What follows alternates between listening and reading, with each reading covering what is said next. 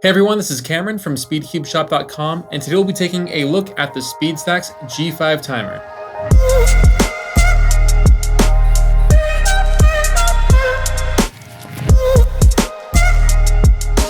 So the G5 timer is a very controversial item. Lots of people are not a fan of the new shape, and the fact that it has these thumb sensors is kind of throwing off some people. Looking at the appearance of it, it does look a lot smaller in pictures than what it actually is. I mean, it is smaller than what the G4 is because these pads don't come out as far, but it is still a pretty decent size. Maybe feels a little bit narrow on the hand pads, but not really that big of a deal. I do like that it says SpeedStacks here on the back, kind of a nice feature. It says G5 very prominently here on the front. Again, you have the thumb pads, your reset button. The cool thing is when you turn the power button on, you have this nice blue standby light, which is kind of a nice feature. On the back side, you have a nice reminder that you need to hold 5 seconds to toggle between the 2-pad and the 5-pad modes, which I'll get to in a second. Spots to write down your name if you don't want to get mixed up at competitions. You have your timer mat attachment pieces, which, by the way, will not be compatible with previous timer mat pieces. You will need to get the new ones or a specific SpeedStacks mat. And lastly, we have this really cool feature for the auxiliary cable to go into, so that way you don't have any accidental unplugging when it is hooked up to your computer or to a tournament display. You plug it in right there, run the wire through, and nice clean design. So far, my impression is pretty solid. I think that SpeedStacks did a really good job on this. So let's go ahead and see how it looks. So by default, we are on the 4-pad setting, which is indicated underneath the time right down there. And we'll go ahead and switch to the 2-pad setting, which is what is recommended for speed solving. So I'm going to press and hold the reset button.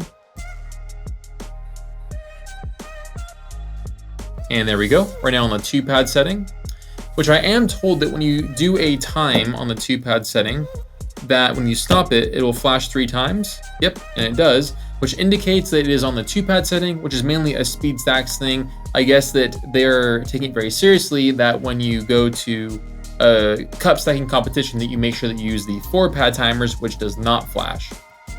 So when you finish the solve, it has this yellow kind of standby light, and you might have noticed that instinctively I went and just tapped the reset button, which is not doing anything. So what you have to do now is you have to actually hold both the reset button and the power button for about half a second before it does anything. So that's a really big step in the right direction to help prevent any accidental timer resets, which I think is a really, really nice feature. On top of that, the buttons themselves are reinforced. They do have a way nicer, more clicky feel, which apparently is supposed to be more durable and not break. You do see on some SpeedStacks timers that over time, the little gel coating does kind of peel off, and you have the actual button poking through, which is pretty unsightly. So that's very nice. Again, when you have you start off with a standby light, and when you go ahead and put your hands on it, goes from yellow to red to green. When the light is green, it means you can go ahead and lift off your hands, solve the timer, get your 3 flashes, and then if you want to reset, press and hold. I will go ahead and test out the 4-pad feature, which, as you guys may or may not have noticed, my thumb is probably not going to be the best candidate for doing so. I'm going to try to use I don't know, pretend as if I was. And honestly, I mean, feel-wise, I don't think it's that bad. I mean, I don't know. Here, I'm gonna, let's see.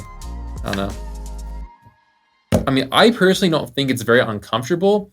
SpeedStacks does expect to add about 0.2 seconds onto your solve times, which is why most speed solvers are not going to probably be using it. But I don't know, it's a very interesting thing. It's actually kind of comfortable in a way, but I don't know. I think that, again, most speed solvers will be sticking to the 2-pad system, which is what I think it was meant for. So that's about it when it comes to the G5 timer. I am pretty disappointed that it does not work with previous mats. I think that's going to be kind of an issue for lots of people who already have mats. So you're kind of forced to buy a new one if you want to connect your timer. The connection is supposed to be a lot more stable though, so that way it's supposed to be almost, I mean, you won't be able to get it to snap off the table because it does kind of snap into place, which you can see here.